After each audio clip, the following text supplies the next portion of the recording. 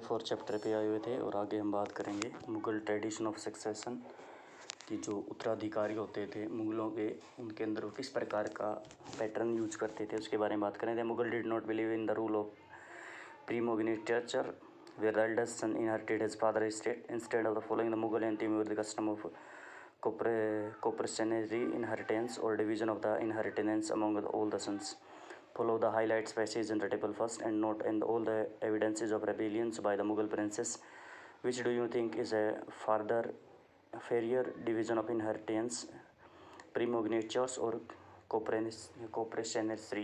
देखो, एक सिंपल सी बात है यहाँ पर जो बात की, जो मुग़ल थे वो विशेष तौर पर ये विश्वास नहीं करते थे कि जो उसका सन होगा सबसे बड़ा वही उसका साम्राज्य संभाल लेगा। उसको क्या है, ज्येष्ठाधिकार बोला जाता है। तो ये ज्येष्ठाधिकार में कोई विश्वास नहीं रखते थे। वो क्या करते थे, मुग़ल और तिमूर दोनों का कस्टम था, उसको क्या करते थे, अडोप्ट करते थे। इसको बोला जाता है हिंदी में सहदायत बोला जाता है, जिसके अनुसार क्या है कि जो उनकी प्रॉपर्टी होती थी वो क्या अपने बेटों के अंदर वो बराबर में बांट दिया जाता है। लेकिन जैसे हमने एक टेबल पढ़ी है तो कुछ प्रिंसेस रहे हैं जिन्होंने क्या किया था कि भी अपने विद्रोह कर दिया था अपने ही भाइयों के खिलाफ। तो आपके नज़रिए में कौन सा सही है, क्या ज्येष्ठाधिकार सही है या फिर क्या सभी के अंदर जो है ये बांट देना चाहिए सही रहेगा? अभी Mughal relations with other rulers, जो दूसरे शासक रहे हैं तो उनके साथ जो है मुग़लों के ऐसे संबंध थे, हम उनके बारे में बात करेंगे। टेबल फर्स्ट को एक बार फिर देखें। You will be notice that Mughal rulers campaign constantly against ruler who refuse to express their authority. मैंने पिछले पूरे के पूरे इसमें पढ़ा है कि भी जो हमारे जो मुग़ल होते थे, जिन रूलर्स ने जो शासक रहे थे छोटे क्षेत्रों के अंदर, उन्होंने जो मुग़लों की जो है अथॉरिटी को स्वीकार नहीं किया था, तो उनको क्या कर देते थे, उनके ऊपर लगातार के हमले करना शुरू कर देते थे।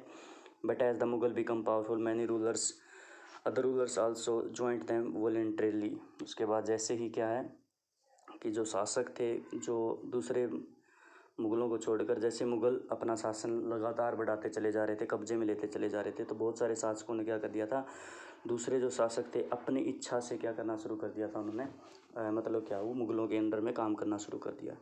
The Rajput are a good example of this. Rajput इसका एक बहुत बड़ा एग्जाम्पल है। Many of the married their daughters into the Mughal families and receive high position, but many resist as well as। लेकिन एक एग्जांपल है कि जो बहुत सारी जो राजपूत महिलाएं थी या लड़कियां थी राजपूत किंग्स की, उन्होंने अपनी जो बेटियों की शादियां मुग़लों के साथ की और मुग़लों के जो दरबार में बहुत बड़े ऊंचे ऊंचे पदों के ऊपर वो विराजमान रहे भाई। लेकिन बहुत सारे ऐसे भी लोग रहे जिन्होंने उनका जो रेजिडेंस किया, उनका विरोध किया भाई। The Sisodia Rajput of Mewar refused to accept Mughal authority for a long time once defeated. However, they were honorably treated by the Mughals, given their lands back as the assignments. Watan Jagir, the careful balance between defending but not humiliating their opponent, enabled the Mughals to extend their influence over many kings and chieftains. But it was difficult to keep this balance all the times.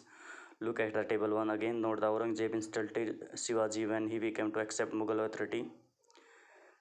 What was consequences of this results? उसके बाद क्या कि भी क्या होता था, जो सिसोदिया राजपूत थे मेवाड़ के, उन्होंने जो है मुग़लों की अथॉरिटी को स्वीकार करने से मना कर दिया और लंबे समय तक उनके साथ लड़ाई लड़ी है।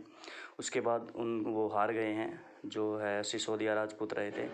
लेकिन जो मुग़ल थे, मुग़लों ने उनके साथ एक बहुत ही मतलब क्या है विनम्र पूर्वकता आप कह सकते हैं, या फिर आप दूसरे शब्दों का प्रयोग कर सकते हैं। मतलब कोई अमानवीय कार्य उनके साथ नहीं किया, कोई इस प्रकार की गलत प्रक्रिया उनके साथ नहीं की जो एक दूसरे राजा के साथ किया जाता। उनका जो इज्जत के साथ उनको क्या किया गया, उनकी ज़मीन वापस लौटा दी गई कि आप अपनी वापस ज़मीन ले सकते हैं। तो इस प्रकार की जो स्थिति थी, तो वो मतलब अपने जो दूसरे व्यक्ति को जीत लेते थे राजा का, तो उनकी इंसल्ट नहीं करते थे।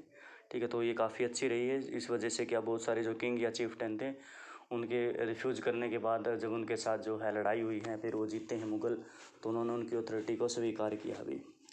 लेकिन जैसे ही आप देखेंगे ऐसा सब बार नहीं हुआ। जैसे औरंगजेब का हमने एग्जाम्पल पढ़ा था कि जो शिवाजी थे उन्होंने मुग़लों की अथॉरिटी को एक बार स्वीकार कर लिया था, लेकिन उनकी जो बेइज्जती करने की वजह से क्या है, तो उन्होंने क्या उनके खिलाफ जंग छेड़ दी थी भाई।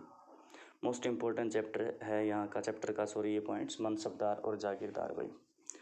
As the empire extended the encompass different regions, the Mughal recruited diverse body of the people from a small nucleus of the Turkish nobles. They expanded to include Iranis, Indian Muslims, Afghans, Rajput, Marathas and other groups. Those who joined Mughal services are called mansabdar. अब आपने एक बात ध्यान रखने की भी मनसबदार कौन होते थे, जिन्होंने भी जो मुगलों के अंडर में सर्विस प्रदान की है तो उनको मनसबदार कहा जाता है। जैसे जैसे एक क्षेत्र बढ़ा तो उनको लगा कि भी उनके अंदर क्या है, नीचे के काम करने वाले जो अलग अलग व्यक्ति होने चाहिए और होने चाहिए। जैसे तुर्की थे, उनके पास मुस्लिम थे, अफ़गानिस्तान से थे, राजपूत थे, मराठा थे या फिर अदर ग्रुप्स थे बहुत सारे, तो उन्होंने मुगलों के अंडर में काम किया है भाई। और जिन्होंने सर्विस दी है मुगलों के अंडर में उन सबको मनसबदार की कैटेगरी के अंदर रखा जाता है भाई। The term mansabdar refers to an individual who hold a मनसब meaning a position or a rank। उसके बाद क्या है कि भी जो मनसब शब्द है, मनसबदार शब्द है, इसका मीनिंग होता है मनसब और इसका मतलब क्या है, मनसब का मतलब रैंक भी, कौन सी रैंक पे उसको क्या है, क्या रैंक उसको मिला हुआ। It was a grading system use by the Mughal to fix rank, salary and military responsibility. और ये जो रैंक जो निर्धारित किए जाते थे, मतलब क्या है ये, मतलब पोजीशन दी जाती थी या तो रैंक के लिए या उनकी सैलरी के लिए या फिर क्या मिलिट्री रिस्पॉन्सिबिलिटी कितनी रहेगी उस हिसाब से क्या इनको ये मतलब क्या पोजीशन दी जाती थी। Rank and size salary were determined by the numerical value called zat. The higher the जब्त the more prestigious was the nobles position in the court and the later his salary. उसके बाद क्या है, इसका मतलब क्या है कि भाई इसको जात से निर्धारित किया जाता था, यानी कि जितनी आपकी बड़ी। आगे की ओर हम बात कर रहे थे भी, mansabdar receive their salaries as a revenue assignment called jagirs which were somewhat like timars but unlike muqtis most mansabdar did not actually reside in or administrative their jagirs. They only had rights to the revenue of their assignment which was collected for them by their servants. उसके बाद जो मनसबदार होते थे वो मतलब अपनी salary जो receive करते थे उनको एक जागीर दे दी जाती थी, यानी कि रेवेन्यू कलेक्ट करते थे, उसके बदले में क्या है उनको कह सकते हैं एक जागीर बोला जाता था, जो कि एक इख्तियार के समान ही होती थी। जो मुफ्ती जो होते थे वो क्या करते थे, मतलब क्या वास्तव में जो है, सॉरी एक मिनट रुकिए, क्या कह रहा है ये, most mansabdar did not actually reside in or administrative their jagirs. They only had right to the revenue of their assignment which was collected to them, the servants, while the mansabdar themselves served in some other part of the country। ये तो बिल्कुल समझ में नहीं आई ये बात क्या कहना चाह रहे हैं। देखिए यहाँ पर जो ये कहने का प्रयत्न कर रहे हैं कि भी जो मनसबदार थे उनको जो सैलरी मिलती थी उनको क्या है कि मतलब रेवेन्यू कलेक्ट करने के लिए कुछ ज़मीन दे दी जाती थी, वहाँ से वो रेवेन्यू कलेक्ट करते थे जिसको जागीर बोला जाता था, जो कि इख्तियाज के समान होते थे।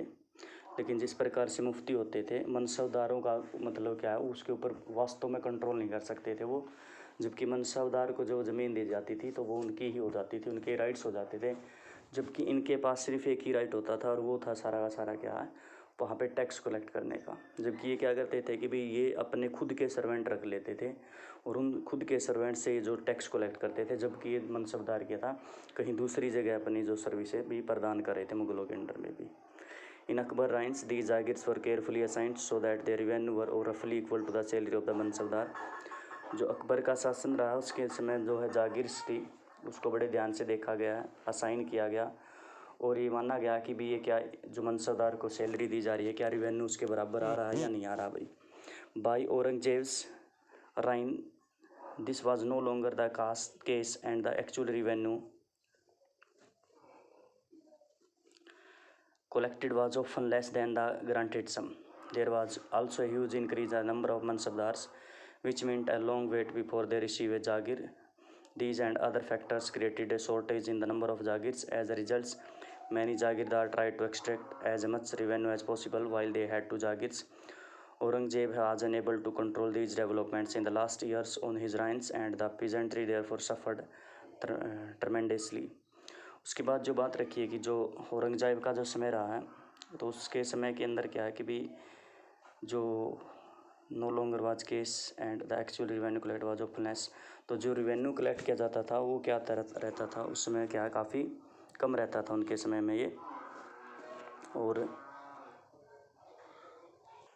देखिए उसके बाद क्या है कि भी जो है मनसबदार थे उन मनसबदार की संख्या थी वो बहुत तीव्र गति से बढ़ने लगी और जैसे जैसे जो मनसबदारों की संख्या बढ़ी तो जागीर जो मिल रही थी तो उनका जो समय था वो बहुत ज़्यादा समय होता रहा।